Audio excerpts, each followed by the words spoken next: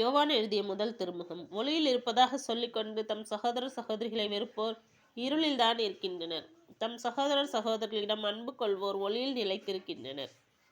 இடறி விழ வைக்கும் எதுவும் அவர்களிடம் இல்லை. தம் சகோதரர் சகோதரிகளை வெறுப்போர் இருளில் இருக்கின்றனர், இருளில் நடக்கின்றனர்.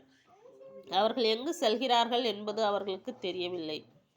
ஏனெனில் இருள் அவர்களுடைய கண்களை குருடாக்கிவிட்டது. உலகப்பற்றை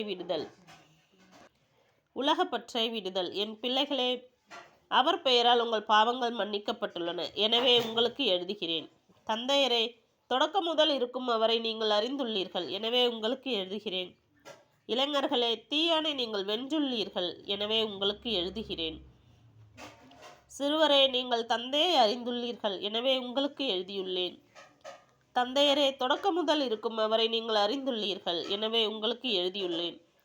இளைஞரே, நீங்கள் வலிமை வாய்ந்தவர்கள். கடவுளின் வார்த்தை உங்களுக்குள் நிலைத்திருக்கிறது. தீயானை நீங்கள் வென்றுள்ளீர்கள். எனவே உங்களுக்கு எழுதியுள்ளேன்.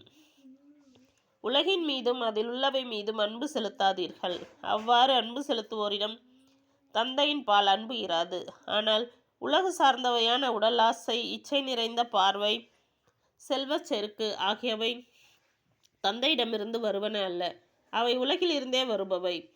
உலகம் மறைந்து போகிறது, அதன் தீய நாட்டங்களும் மறைந்து போகின்றன. ஆனால் கடவுளின் திருவுள்ளத்தை நிறைவேற்றுபவர் என்றும் நிலைத்திருப்பார். எதிர்கிறிஸ்தவர்கள்.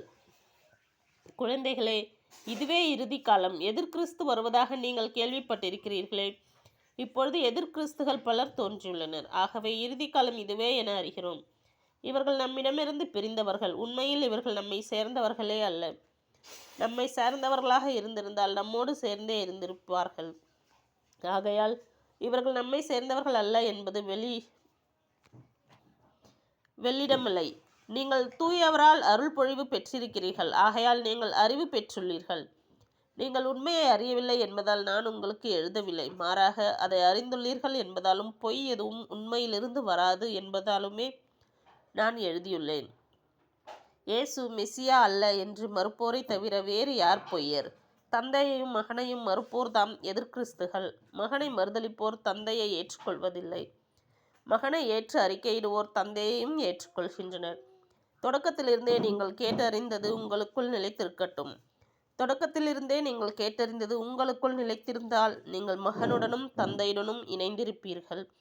அவரே நமக்கு வாக்குறுதி அளித்துள்ளார். அவ்வாக்குறுதி நிலைவாழ்வு பற்றியதாகும்.